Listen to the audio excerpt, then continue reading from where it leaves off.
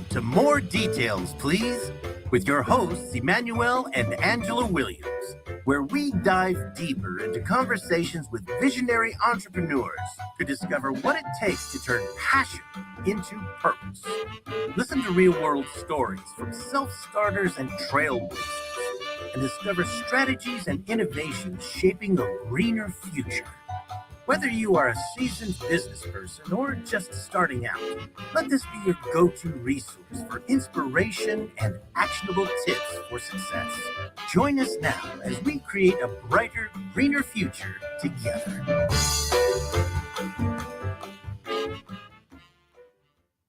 Welcome to More Details, Please, broadcasting live in the Business Radio X studios in Tempe, Arizona. We are here to help entrepreneurs turn their passion into purpose. We're your hosts, Angela and Emmanuel Williams. And today we have in studio Jeff Heggie. All right, did I get it right? Okay. All right, fantastic, Jeff. So today's episode is all about how you unlock that curiosity in business, which is exciting. And that's really the nexus of our podcast. I mean, the title is More Details, Please. So we are absolutely curious. So every time you say something and we want to hear a little bit more, we're going to say more details, please. So just kind of get ready. So I'm going to introduce you right on the other side of Emmanuel, just kind of kicking it off, giving us a little summary about the podcast itself. Emmanuel? Yes. Well, first of all, thank you, Jeff. We really appreciate your time and your presence. And the purpose of this podcast is More Detail, Please. And we are entrepreneurs. And we always say entrepreneurs, we want to help them to turn their passion into purpose. What is it about you as an entrepreneur that causes you to turn your passion into purpose? And when we read about you, we was really impressed because you are helping people. You're coaching people. You are helping people get to that next level in life. And so we was very interested in hearing what makes you tick. We're very interested in hearing what is the fears and the anxieties that you are able to overcome to be the successful person that you are. And so that's what this podcast is all about. And so as we go deep into the psyche of the mindset, we'll have some fun and some enlightening moments. And we're just so happy that you can share some pearls of wisdom from your experience to our audience. Yep. So Jeff is an entrepreneur and a success coach with a passion for helping others achieve their biggest dreams. I want to achieve my biggest dreams. So you're here to help me too. Free coaching. So he teaches people to become the optimal performing entrepreneurs, which is great. So Jeff, we're going to start with the very basics. Tell us, who is Jeff? Who is Jeff? I'd say number one, Jeff is a father and husband. That's where my priorities are. Love my family. I've got an incredible family. I've got 4 kids and 1 grandkid. And that's really where everything stems from. But I was born and raised in Southern Alberta in Canada. And I've always had that passion to do something on my own. I never wanted a boss. I wanted to be able to kind of lead my own way. And so that's a lot of what I've done throughout my life has been that way. And it's what I love. And I've had the opportunity to run a number of different businesses. I did have a stint in the banking industry at the beginning, but that lasted a while. And then I stepped out and started my own business and have done a bunch of different businesses, real estate, manufacturing, retail, and the coaching part of it I absolutely love. And including in that, I've also been involved in sports all my life. Growing up in a small town, sports is a big part of our family. I was pretty much the kid that my older brother did it, so I wanted to do it. And so whatever sport he played, I played. And that's actually how I ended up. We were talking earlier, I was a professional rodeo cowboy. Well, it's because my older brother was, and so I had to follow his path. And later on, after high school and whatnot, after college, I started coaching basketball. And so I've been coaching basketball for 20 years. And there's so many things that overlap with entrepreneurship and athletics that I love tying them all together. And so really what I do today has all of that tied in together. Well, Jeff, in reading your bio and your experience being a rodeo person, I'm just so No, not a rodeo person, a rodeo cowboy. a rodeo a rodeo cowboy. I'm just so fascinated at how you started, the story in terms of how you started. And I look at your bio and connect that incident of starting to be a rodeo cowboy and how that is a string between you being a coach helping other people.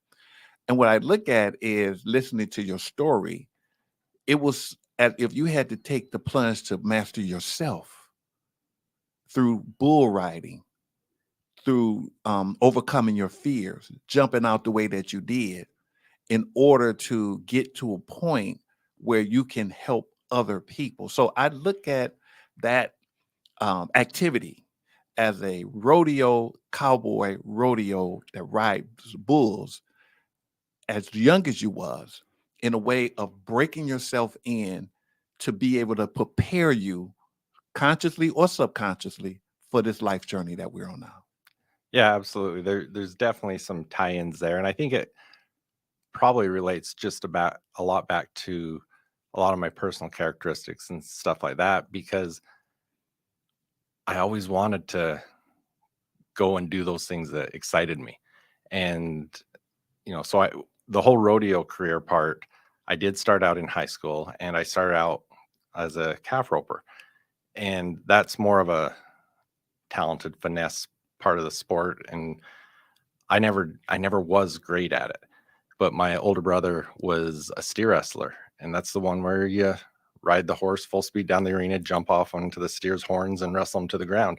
And so that was something I was like, that looks really cool. I'd really like to try that.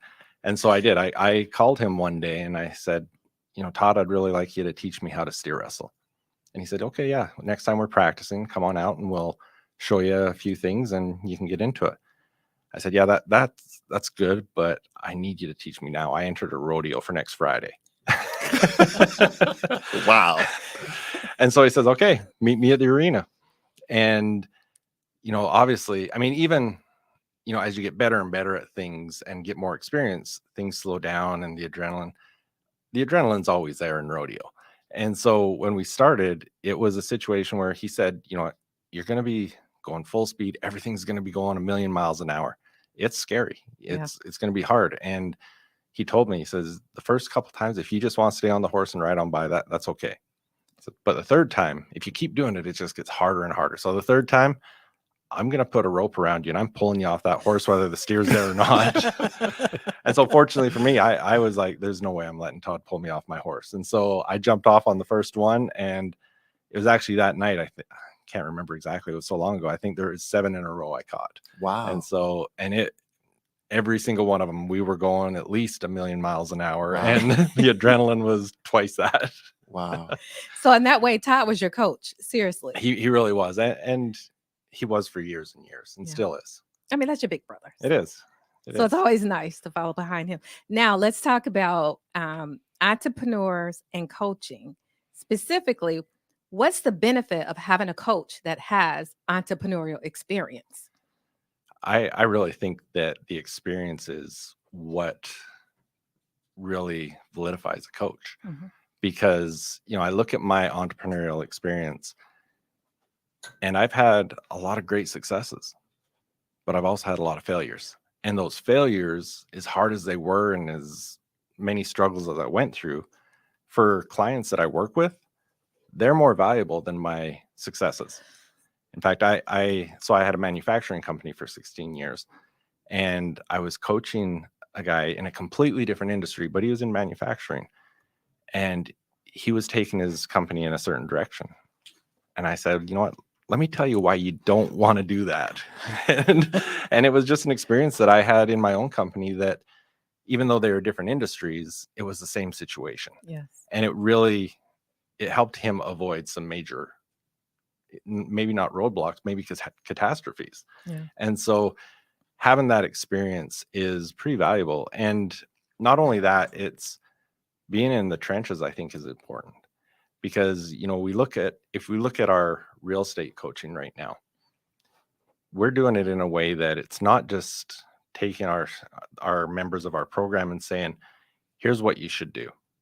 Instead, we're saying, hey, come look over my shoulder and watch what I'm doing. Mhm. And then you can turn around and do the same thing, and we'll help you do that. We're in the trenches doing exactly what they're trying to do. And so they get to see it firsthand, Yeah. whether it's good or bad. I had an experience just this morning on a real estate deal that didn't go anywhere near what we expected it to. And just like I was saying earlier, our members of our program are going to learn more from that than those projects that go perfect. That's right. That's right. That resistance, and I know Emmanuel has a lot to say about that. I do. I want to know, what is it that caused you to want to be a coach? What is the passion that you have inside of your heart to help people to take what knowledge that you have and translate it to help other people? Where did that come from? Where it came from, I would say, is my coaches. Whether it was my basketball coach, football coach, my boxing coach, whatever Todd. it was, Todd, they've given me so much. And it's a way to give back. But what I love, whether it's in athletics, business, whatever, to see someone start and learn and grow, it's just as rewarding for me as it is for them. And I really think a lot of it comes from the fact that watching that happen, watching their success, feels like my success as well. Mhm. When I started my manufacturing company, one of my business partners, every year, him and I would go over to Hawaii, to one of the universities over there at BYU Hawaii, and we would coach the entrepreneurial students for the business plan competition, and then we would help judge the competition. And being able to, at that university, there's students from all over the world, but it depended on what group they were in, depending on kind of what type of businesses. And to be able to mentor students that were from the Philippines, and their whole business plan was how they're going to deliver rice from village to village. Mhm.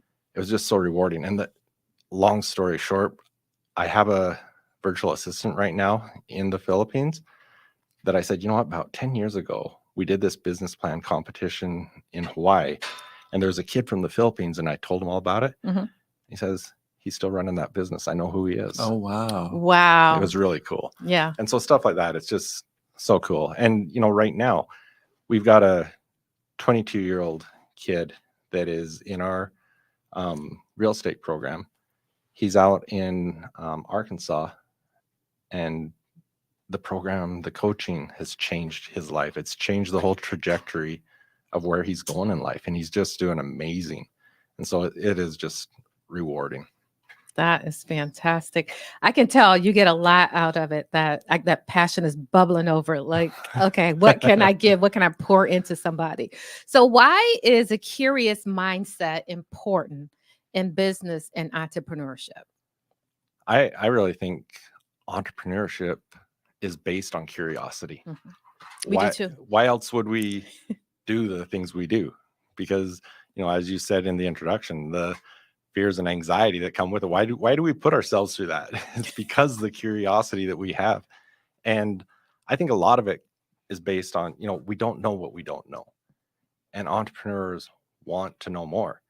And there's certain things that we can't achieve things in life if we don't know anything about them. There's goals that you can achieve if you know what they are. You can't achieve a goal you don't have. And so I think curiosity is something that it's got to always be there. You've always got to be learning, because there's always more to learn and change your perspective, change what you believe you can actually do and what's possible. Yeah. Well, let's talk about this. In life, we all have our limitations. And those limitations, a lot of times, they're psychological and they're subconscious. We don't even know what we don't know. But a lot of times we internalize those experiences subconsciously as fear. And then we paralyze ourselves. And that becomes the barrier, right? And so as an entrepreneur, as we take that step into the unknown, stepping outside into our comfort zone, as an individual, as a father, as a neighbor, tell me how you're able to get your clients that you are counseling, that you are mentoring, to go beyond those barriers to get to the next level in terms of where they're trying to go. Yeah. Excuse me. You know what? You mentioned stepping out of your comfort zone.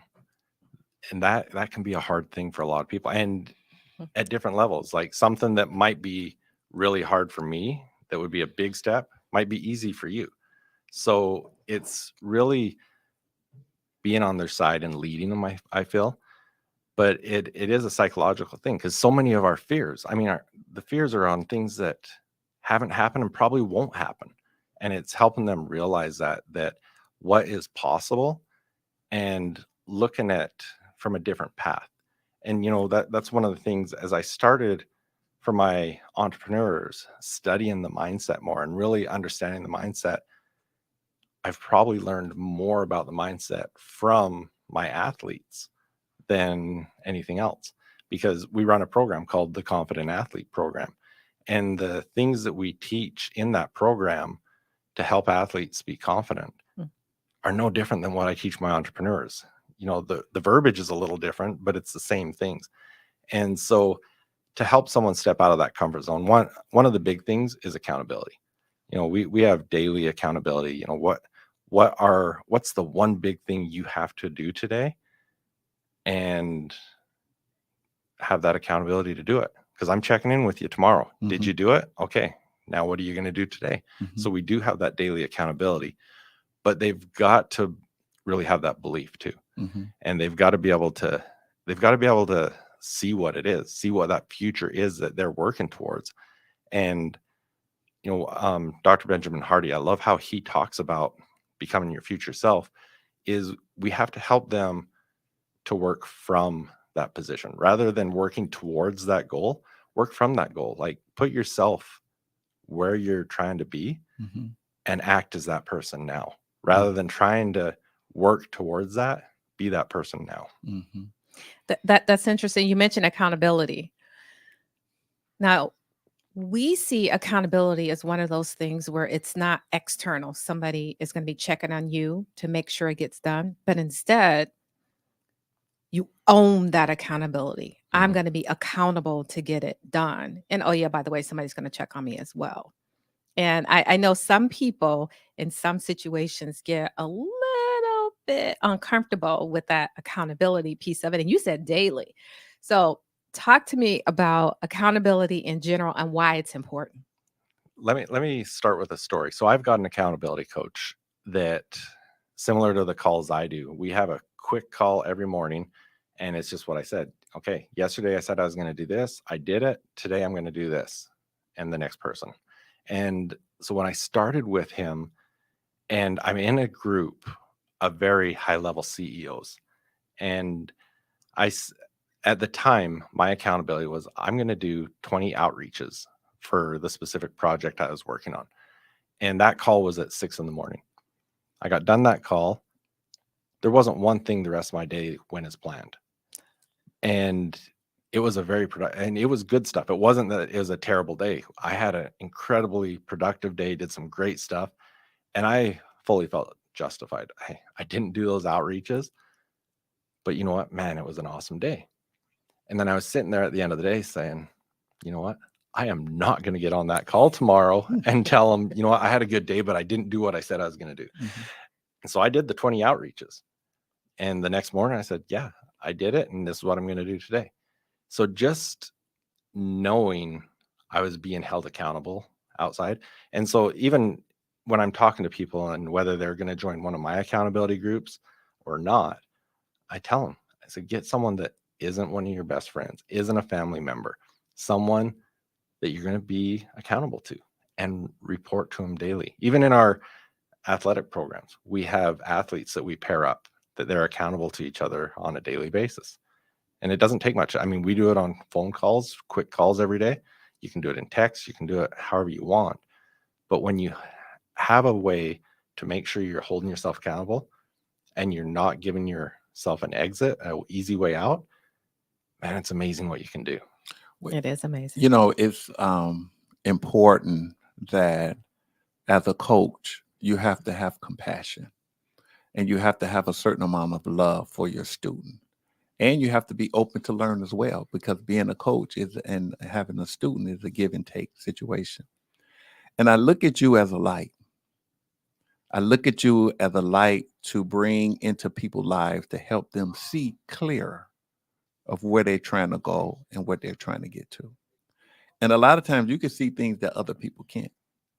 So tell me how, when you are trying to get a person to get beyond their barriers, because a lot of times it's not what you add to them, it's what they have to let go, Yeah. right? It's not the information that you tell them that helps them to get to that next level, but it's a lot of time there are certain psychological emotions and judgments and attachments and fears and reactions that, to get to where they can see, you know, that your light is shining so bright where you can see as a coach. And I know you're one of those kind of guys that will go into a foxhole with somebody. You know, I know you're one of those committed guys who thrive on the adrenaline of overcoming. And you were one of those, and I don't know if you have any military experience, but it seems like you would be the guy in a huddle motivating everybody and then like, okay, come on, let's go. And you'll be out there in the front, right? I get that from you. So tell me how, or what some techniques, or what is some ways of helping add people to give them the tools in their toolbox in those places where, when you're not there, and like you said, I got to make myself accountable. I'm conditioned that, you know, you have been conditioned to believe that about yourself. So you there. Tell me, how do you get your students or the people that you're coaching to that next level? Yeah. You know what? One of the key words that you said there was emotions, because our emotions can really be a problem. And sometimes, I mean, that's a really great thing about a coach or a mastermind or just someone that you can communicate with, is getting that outside perspective. Because a lot of times you get so emotionally attached to a certain decision or outcome that you don't realize that it's not the right one.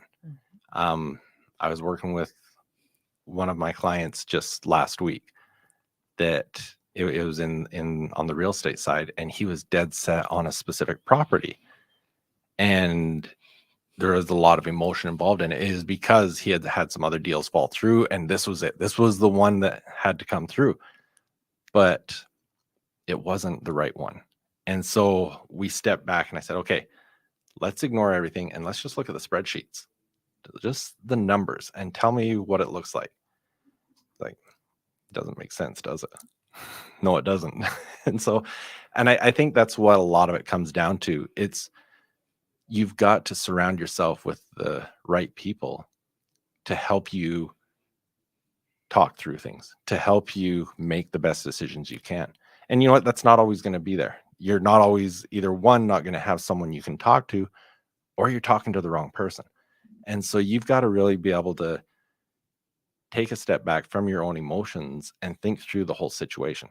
Mhm. And that's not always easy. I mean, I can tell you right now, I've done that wrong before for myself. And you've got to learn from it too. So just like you're going to learn from other people, you've got to be able to reflect on your previous experiences as well, so that you can make better decisions. You know, So when, wait. Okay, go ahead. Wait. If I could, Okay, excuse go me. ahead. All right. Okay. All right, Jeff. So here's the scenario. You're coaching someone and you have accountability tools set up. So like the example, this is what you're going to do. Mhm. And then you're going to report if you did it or not. You get to the point of, in this coaching arrangement, during an accountability session, the person you're coaching quits. I'm just not going to be able to do it. I set the wrong goal. It's just really not going to work. I'm just not going to do it. But I don't want you to feel like a failure. How do you respond? At that point, it's you haven't done the right things to begin with. So one of the things that we start with is we look at the big picture to begin with, and then start breaking it down, reverse engineer it. And so let's say let me talk about it in a few different ways. One, we've got fires to put out every single day. And so when it comes to accountability, there's so many important things and there's so many urgent things that happen. And so there's a lot of tools that we use to deal with all that. But when it comes to accountability, we're looking at what is that most important thing that we're focused on. And so then we look at it from, let's say we're looking at a 12-month period. What's that big goal? Okay, what's it going to take for you to achieve that goal? Now let's month to month, what's it going to take? Okay, now we know what you've got to do every month to get there. Now what do you have to do? Okay, this month, let's break that monthly goal that you need to accomplish this month into weekly goals. And then each week, you're only looking at that weekly goal and breaking it down into daily. And so that's where the accountability comes to build up, because a goal that you're trying to achieve in 12 months can be enormous. It's and a long time away. There's no way I can do that. But when you break it down into small daily pieces, it's a lot easier. But now where I was going with that is why? Why are you trying to achieve that in the first place? Back to the why. And so there's actually a process I learned from Dean Graziosi that's called 7 levels deep. And what it is, it's a process because everyone's got their why. Oh, I'm going to achieve this goal because I want to make more money. But in the 7 levels deep process, it's like, I want to make more money. Okay, why? Because I need to support my family. Okay, why? And you do that 7 times, and it takes it from a real surface level down to your heart, down to an emotional level. And so when you know your true purpose, your true why, then that's what's going to get you up in the morning. On the days that you don't want to get out of bed. Or I actually went through this process with an athlete this morning. And when we got to the end, I mean, it started was next year, he wanted to be the best player on his basketball team.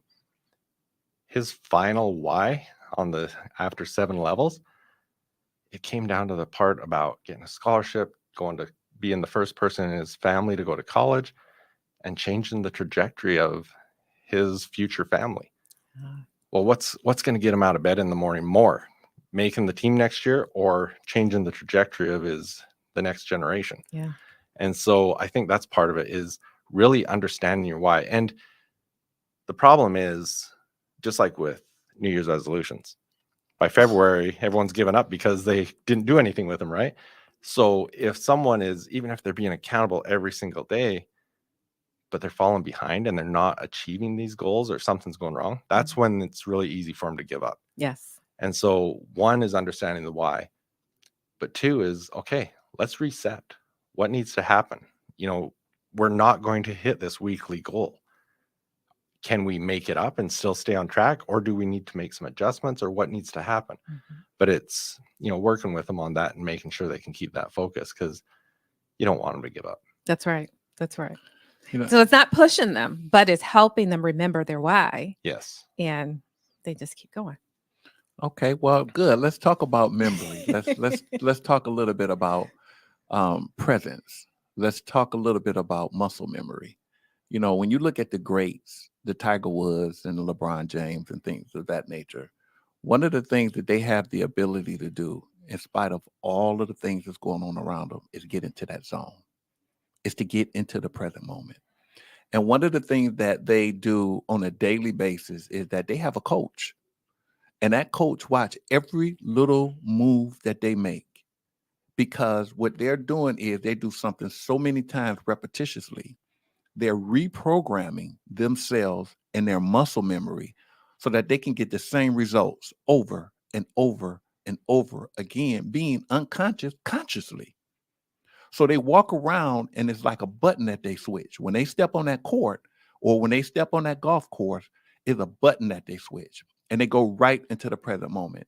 And they get such an adrenaline from what they do. They love what they do so much, not necessarily in terms of what they do, but how they are able to go into that present moment and just be there with it now.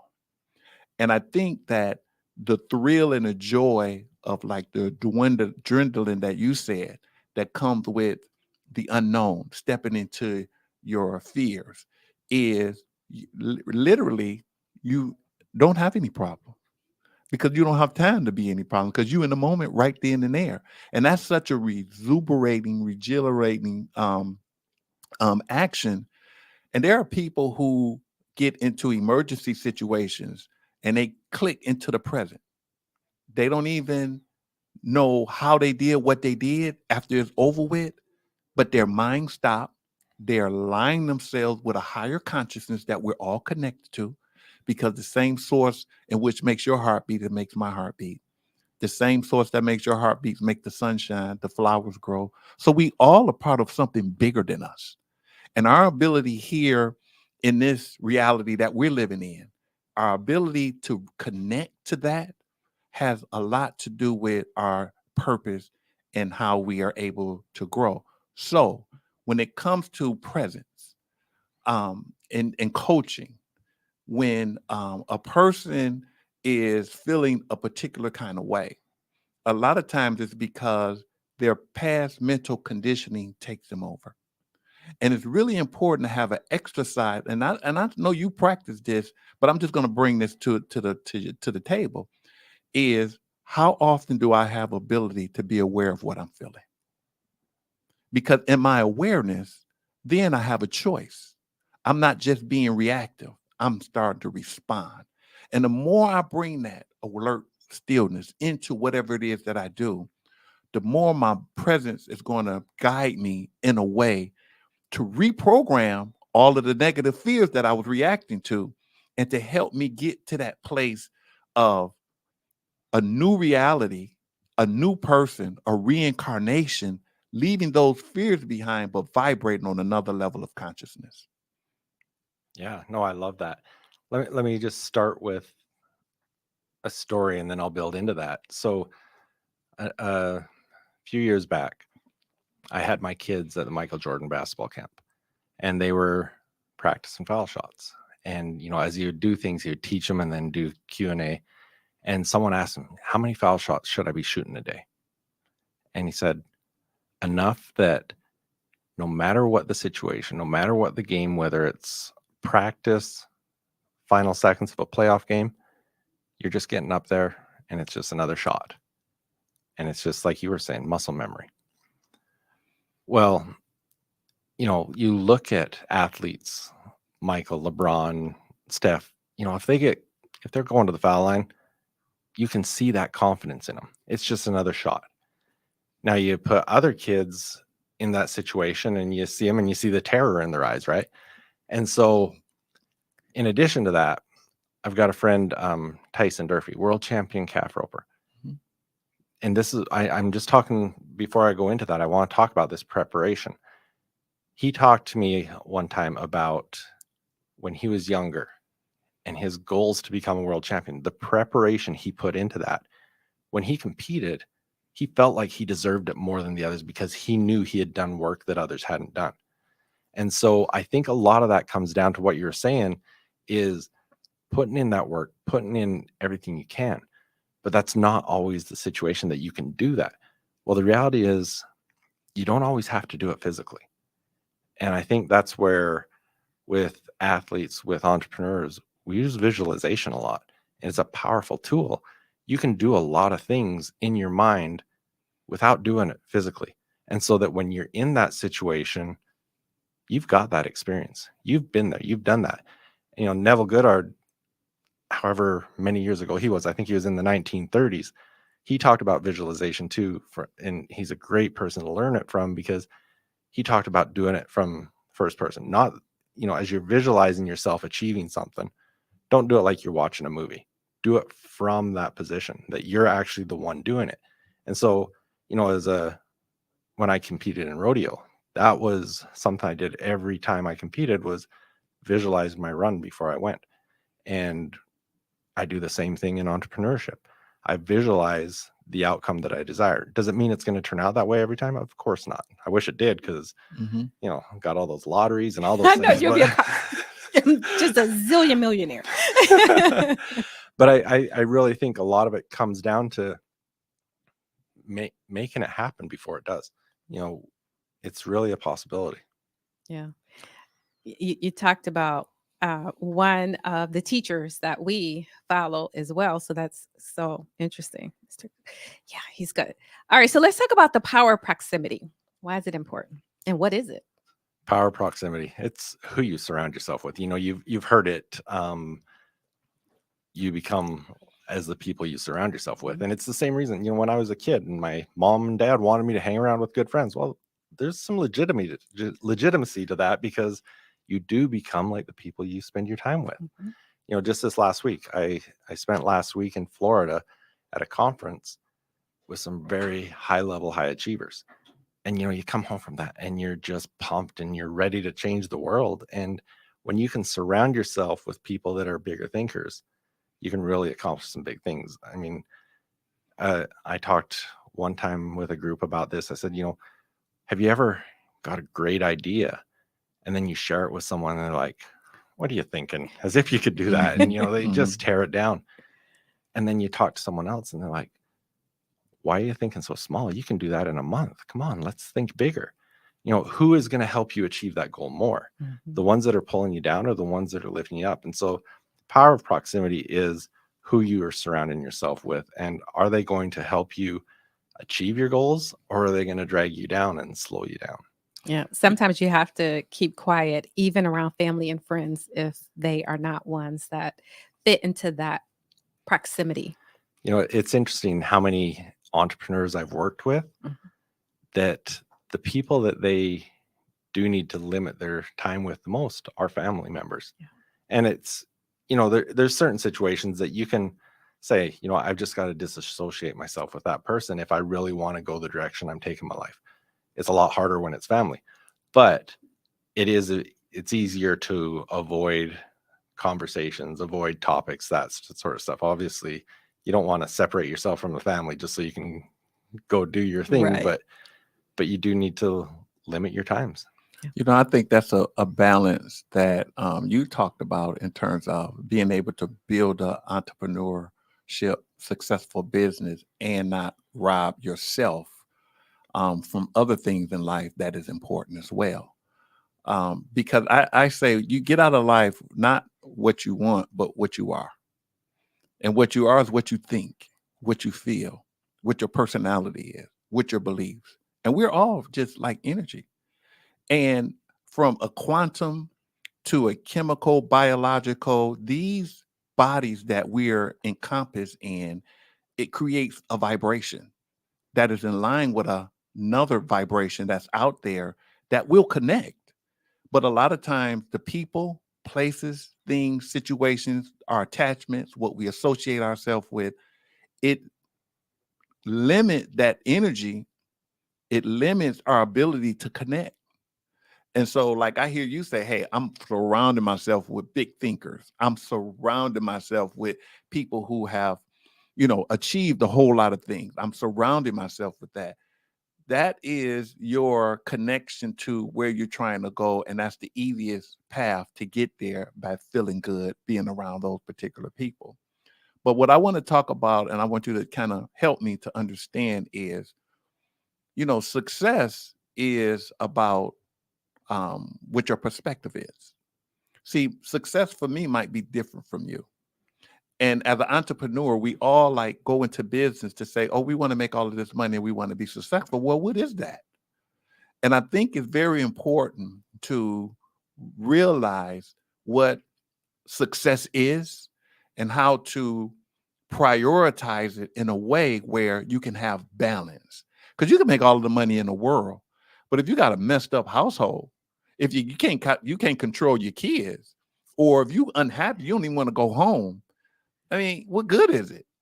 So to me, as a coach, a life coach, it's really important, because everybody's not going to make a whole lot of money.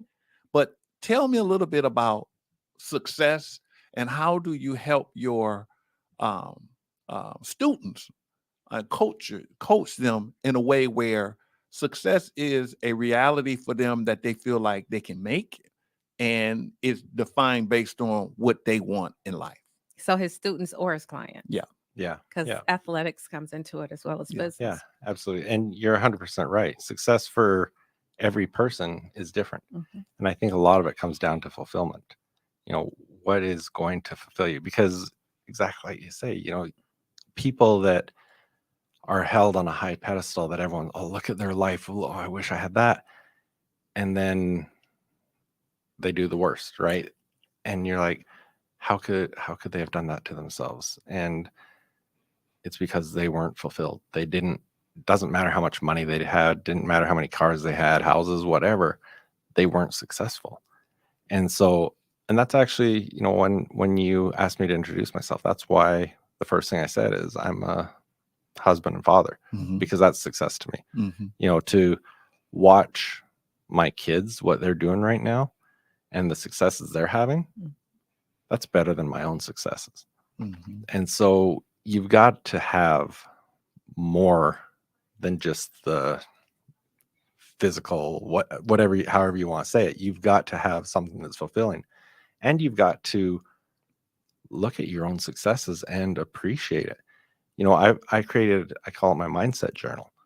And part of that mindset journal is every single day, you write down your top goals, and then there's a bunch of mindset questions. The first one is, what are you grateful for today? And it doesn't matter what your situation is. There's always something to be grateful for. Another question is, how are you going to step out of your comfort zone today? And we go through all these questions every day and then some more in the evening. But one of the things I love to do with people is, as they write out their top goals every single day, I'll say, hey, pull out your journal from a year ago. What were your goals? Because as we get closer to achieving our goals, a lot of times we just move that horizon out further. And I'll say, what were your goals a year ago? And they'll read them to me. I'm like, you're living that dream. And they're like, you know what? You're right. I'm after myself because I'm not achieving my goals. And I didn't even realize my goals from a year ago are my reality today. And we just need to step back and recognize that once in a while. That's interesting. I know he's ready. Sometimes we fight each other for who got. But you said something either in your writings or on your website, and that is failure is an option. I learned that the hard way. Okay. All right. More details, please. Absolutely. So I mentioned earlier that when I left the banking industry, I started a manufacturing company. And it was based in the housing industry. And so our business was just with the housing industry. We had some major ups and some major downs. And one of the things that I really learned on that was it was a big company. We had a lot of investors, we had a lot of employees, we had operations in Canada, operations in the United States. And it was really cool when things were going great.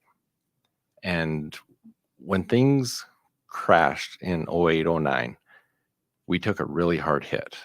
And at the time, we were dealing with a company that distributed our product all up and down the East Coast. It was our biggest client. And they came to us and said, hey, if you want to keep doing stuff with us, this is what you have to do. And it didn't work with us. And so we walked away from that relationship, and things just started to crumble. And in hindsight, I probably should have shut the company down at that time. But I remember sitting in an executive meeting with my team, and in my mind, I'm thinking of my investors that I have personal relationships with, and my shareholders, my employees. And I remember I actually said, failure is not an option. We're going to figure this out. And we did. There was a company that we started in 2005. We shut it down during COVID. So we did survive that and go through.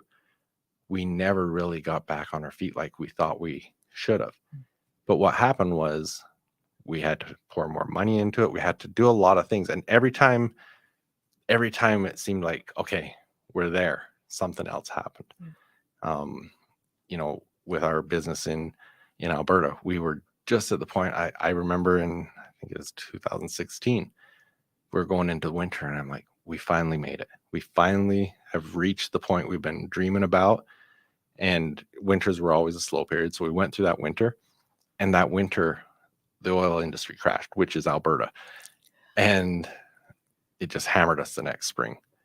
And then COVID hit and all these different things. And I look back on it, and my whole philosophy was failure is not an option. We're going to be the success story. We're going to fight through this, which would have been awesome. I truly wish we had. But the reality is a lot of people got hurt. A lot of people took some hard hits when we had to shut it down. And it would have happened in 2009, 2010, but to a lot smaller degree. Yeah. And the reality was failure should have been an option back then. Those are hard truths. Yeah. I listened to that story, and I think about the story of the caterpillar that has a human mind that is evolving to be a butterfly, a beautiful butterfly. He don't know it, but it's like, why is this hair growing on me? Why is this stuff surrounding me? I'm dying. The physical form that I am as a caterpillar, because I don't understand the process. I'm dying. I'm going to be in resistance to all of this stuff that's happening. And what happens is that his destiny was to be a beautiful butterfly. So when you say failure is not an option, I look at it. Is an option. I mean, failure is an option. I look at it as if the things that, because you're the kind of person, you listen to that inner voice, and you listen to that drive, and you have enough courage and faith to step out and to do whatever it is that is necessary. And so when you look at, what's good or what's bad, the worst thing that can happen, the best thing that can happen could be the worst thing that ever happened. Or the best thing you think that could happen will be the worst thing that happened. But I think it all boils down to you being here now and being able to go through what you've been through, to be able to have the courage to jump off that horse on that bull, to be able to experience those things that you've experienced, because you are now a part. I mean, you've always are, but you are a light now, right? And you are a light to be used in a world that we're living in that's dark. And so we're all a part of a consciousness that we evolve from, that we're all really connected deeper from a source of love and gratitude and abundance. But as physical human beings, we have a journey, and we're all that caterpillar that is evolving and transcending to be a beautiful butterfly. And so I say that this is what entrepreneurship and talking to wonderful people like you who have that courage to step out and to be able to have enough wisdom and have enough awareness to hear that voice is a beautiful thing to see. Thank you for that. I appreciate that. What I want to add to that is sometimes we need to borrow someone else's light. Ha! When things with that company did fall apart, Mm-hmm. and it was starting to snowball out of my control, I internalized it. Yeah. And it was the hardest time of my life. And my wife would come into my office and, what's wrong? Talk to me. Oh, everything's fine. Everything's booming. World's great. Everything's fine. And there was one day she came in and I was a wreck. And she sat down and she just said, let's talk. And so I laid out the reality, and I told her, you know what, this is bigger than me. A lot of people are going to get hurt. And when it's all said and done, I'm still liable. And I don't know what that means at this point. And she got up and walked over to my desk. And she says, you know what? Doesn't matter what happens. You and I, we're good. And it was at that point that I was like, you know what? She's right. And that's what's important. I've got to do my best. I've got a stewardship to take care of everything I can, but I can only control what I can control. And so I had to borrow her light to get through that. Oh, that's beautiful. That That was is powerful. so beautiful. That was powerful. Yeah. Thanks. And it's true. My husband and I, business itself is not for the faint at heart. You're going to go through things and they're not all going to be fun. See, people look at you in business. Now, people probably look at you like, oh gosh, you've had all this experience. This is great. You're so successful, but they don't know your story. Right. They don't know what you went through to get to where you are. So, right on. You know, one of the things that I always say, that if Christ didn't carry the cross, he wouldn't be able to wear the crown. Right? So we are here for a purpose, and we're here to serve each other in all kinds of ways. We're like beautiful flowers that is expressing ourselves in all kinds of ways. And the joy is not in what we get or what the things. The joy comes from within us, because we're all a part of the divine of love. And to be able to align yourself with that beauty, and then at the same time live in this world where we serve people, have fun, enjoy ourselves. Suffering plays a noble role in our evolution. So it's a part of the process. There's no good. Good cannot exist without bad, and bad cannot exist without good. So where do you go? Well, you go into the present moment and you become aware and you watch it and you align yourself. You align yourself with the joy. You align yourself with overcoming the fears, and then you enjoy life. And I think that that's kind of what our goal is as we share our experience, 20 years, 30 years as entrepreneurs. And that's one of the reasons why we wanted to bring this podcast, because this conversation that we're having as entrepreneurs, it can get lonely. Right. People don't understand. People look at you in a particular way, right? So we're here for you. Your journey is our journey, and so it's good that you have a foundation at home that can support you, that is a part of the life.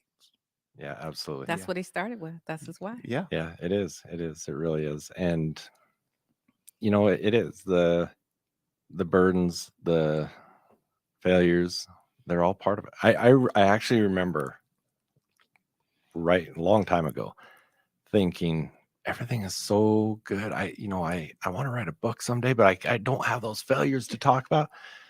Yeah. Oh my goodness. I wish I could still say that. But they build us who we are.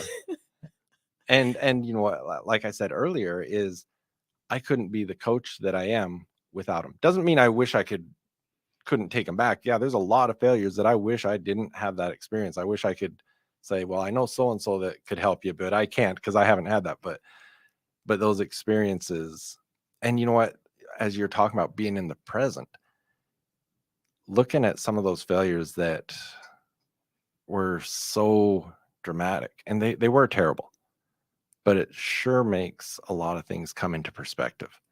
That I can get through this. This isn't so bad. Look what I've already done. Mm-hmm. And really to look at the situation differently. Oh yeah, absolutely. Okay, in your writing, you talk about 2 more questions. You bet. You talk about authority marketing, and I want to just go a little bit deeper. What is it, and why is it important in the entrepreneur journey? Because one of the things you said is referrals. That is your main source of growing your business. So this is now saying marketing, authority marketing. What is it? Well, you look at most companies and they've got the face of the company, that attractive character. And with a lot of entrepreneurs, the entrepreneur is the attractive character. You've got the implementers, you've got the face of the company, but authority marketing is being that attractive character. And being able to draw people into your business because of your character. And that's, I work with a lot of people on that, on how do you become that attractive character? How do you become that charismatic person that brings people? I mean, a lot of people know who Richard Branson is, and they have no idea what his businesses are, but he is that attractive character.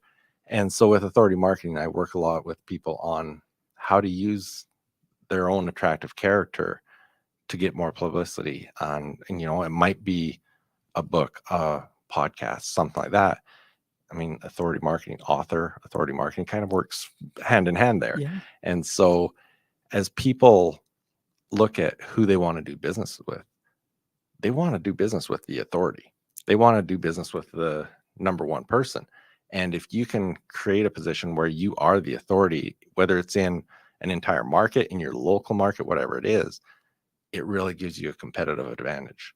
And so it's something you've got to develop. Absolutely. That was great. All right. That still gets to curiosity, because there's going to be our listeners out there saying, I want to have some authority marketing about myself. How do I do it? So it usually satisfies a question. I'm curious. So if there is entrepreneurs at any stage starting out, or those entrepreneurs that are looking to scale their business, what questions should they be asking now? There's lots. There's a question that Dr. Alan Bernard, I've heard him talk about before, that I thought is really cool. And this is kind of deviating a bit, but I think it's a great for someone to think about as they're starting out their journey. He was at a Joe Polish event, and they were having a discussion about how's everyone going to increase their business by 10% this year. And Dr. Bernard said, it's a terrible question. It's a terrible question, because if you look at it, there are so many things that you could do to increase your business by 10%. And it's really hard to narrow in and say, this is exactly what I need to do. And he said, it's a better question to ask, how am I going to 10x my business? And he called it an impossible goal. Because when you set yourself an impossible goal, there's not very many ways you can achieve that goal, so that you can look at it and say, okay, if I'm going to 10x this business, what has to be true to allow me to do that? And there's very few things that are going to be true that are going to allow you to do that. And so it really lets you focus in on what that's going to be. Benjamin Hardy and Dan Sullivan just recently wrote a book called 10x is easier than 2x. And they talk about that, and they talk about the 80-20 rule. And you've got to let go of 80% of your stuff and focus on that 20% that's going to allow you to 10x. And so as entrepreneurs, or aspiring entrepreneurs, there are a lot of things. I mean, your mind's already going 100 miles an hour, but there's a lot of things. But I think as you look at that, you've got to really look at what are the specific things. And just like I talked about earlier with accountability, where do I want to be in a year? And reverse engineer that down to, what do I need to do today that's going to allow me to achieve that goal in a year?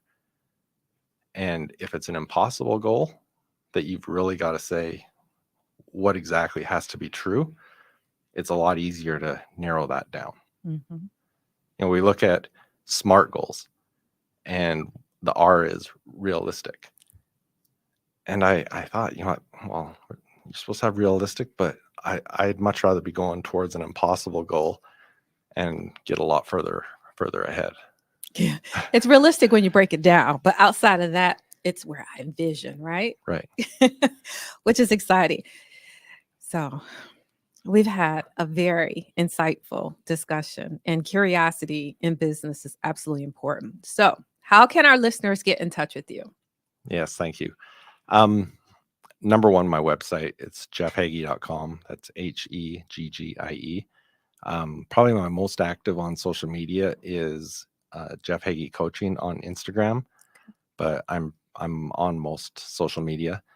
And email me directly, jeff@jeffhaggie.com. All right, fantastic, Jeff. That is so exciting. And I am so glad that we stay curious because that is important. And it is the thing that we are most excited about. And it is our why. So we appreciate that. Can I add one more thing? Yeah, absolutely. I talked about my mindset journals, which that's obviously out there, but the mindset questions themselves, you can get those for free if you go to jeffhagee.com/mindset, and you can get those mindset questions, and they're a great way to start your morning every day. All right. He gave us a freebie. One more time. How can I get that freebie? It's at jeffhagee.com/mindset. Fantastic. So you've been listening to More Details, Please on Business Radio X. This podcast is brought to you by Detail Experts, the mobile steam cleaning company that saves the planet one franchise at a time. So until next time, we're Angela And Emmanuel Williams. and thank you so much to our guest, Yes. Jeff Hagee. We appreciate you. Thank you, sir. Thank you. This was so much fun. Yes, it definitely was. Thank you for listening to More Details, Please, presented by Emmanuel and Angela Williams from Detail Experts, the mobile steam cleaning company dedicated to protecting the planet. Be sure to subscribe to More Details, Please on your favorite podcast platform. You can also follow us on Facebook at Detail Experts and visit detailexperts.net. That's